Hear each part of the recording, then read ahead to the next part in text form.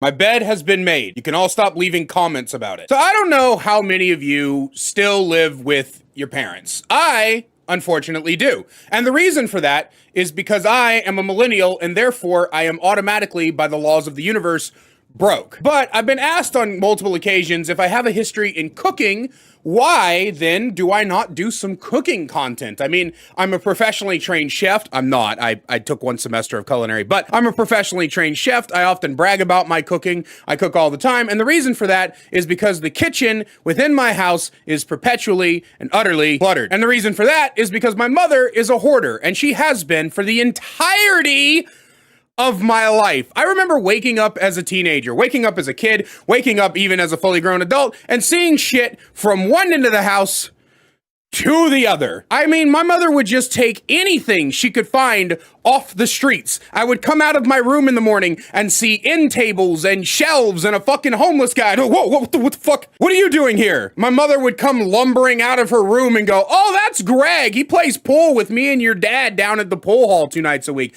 What's he doing in the living room?" "Oh, well, he's gonna be living with us for a while." That was another thing, right? My mom didn't just hoard objects. My mother also hoarded people. My entire life, throughout basically my teenage years, we had no less than 12 people living with us. 12 random individuals. Everybody you could think of, from friends of my mom to cousins to one lady who she spent the time with in prison.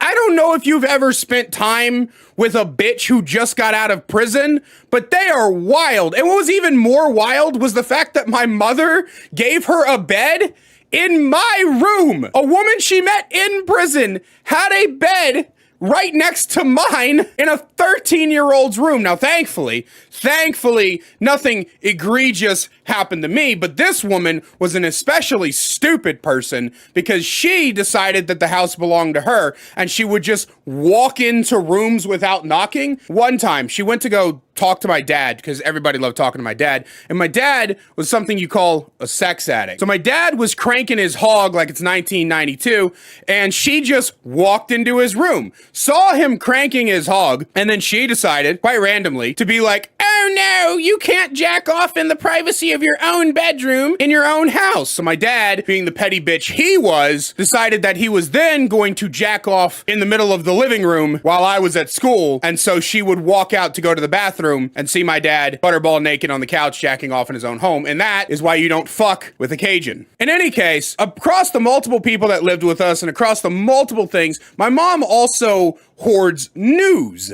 And that may seem weird to you. What do you mean hoards news? Well, my mother has to be attached to every single thing that happens all the time. She's a gossip freak. And so multiple times throughout my life, including even in the modern day, my mother will come up to me and be like, "Oh my God, Barb died." Who the fuck is Barb? And then she would do that really weird thing that parents like to do, where instead of actually telling you who the person is, she just repeats their name several times over. She's like, "Barb, you know Barb." Obviously, I fucking don't. I wouldn't say who. And she go, "Barb." And I go, "Who?" And she go, "Barb." And I was like, "Who?" And she goes, "Barb." And I'm like, "I'm not the fucking owl choir here. Who the fuck is Barb?" And then, instead of just telling me who it is, she gives this over needlessly long, complicated answer where she's like, "Barb is the grandmother of the second cousin to your father's childhood best friend that he met when they were going out to play one day. He saw them at the movie theater and they actually got into a fist fight. You should ask your dad about the fist fight." But anyway, they got into a fist fight. And so anyway, he got to know him, and through him, he got to know Kevin. Through Kevin, he got to know Elisa. And then Elisa is Barb's granddaughter. By the way, Elisa's having a baby. Who the fuck is Elisa? What are you talking about? Elisa's having a baby, and that baby's name is Kyle. And we're going to be going over to see Kyle. I'm not fucking going anywhere. I don't know what the fuck you're talking about, but we're going to go over to see Kyle. And then whenever we're over there, and that was another thing. If anybody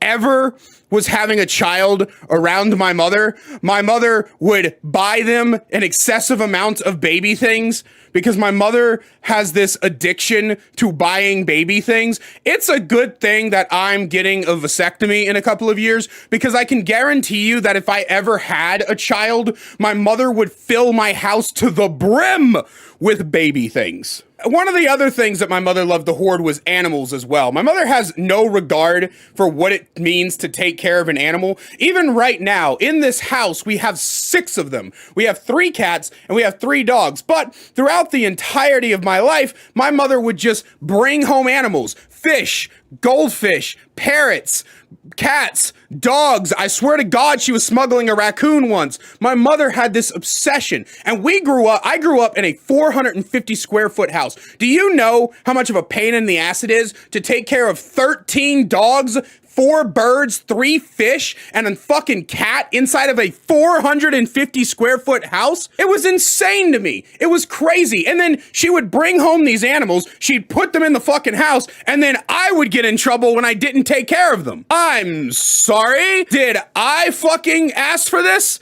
I didn't say that. I didn't go to the shelter with you and be like, oh, let's get that one and that one and that one and that one. Of course, my mother barely ever went to the shelter. Mostly she'd find these things on the side of the road, or she'd find them for free. She'd be like, oh, we're going to pick up a new puppy. They're giving them away for free. We have an entire sled team at the house. But that's not the worst thing. The worst thing was that my mother also liked to hoard personalities. It was a beautiful thing, right? Because my mom would be all happy and go lucky and be like, yeah, oh my God, I love you, son. I love my husband. I love my life. I love my 46,000 animals. Yay. And then in an instant, she'd be like, fuck all of you!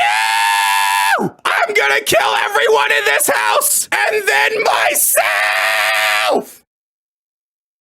I'm gonna go to school now. One time, I was sitting down, I was playing Sly Cooper 2, and my mother came home, and the house was perfectly clean. And I know this because I had cleaned it. And she runs in to my room, she kicks open the door, I'm on my bed on my stomach going. She points to a water bottle on top of my dresser and goes, you didn't clean the fucking house!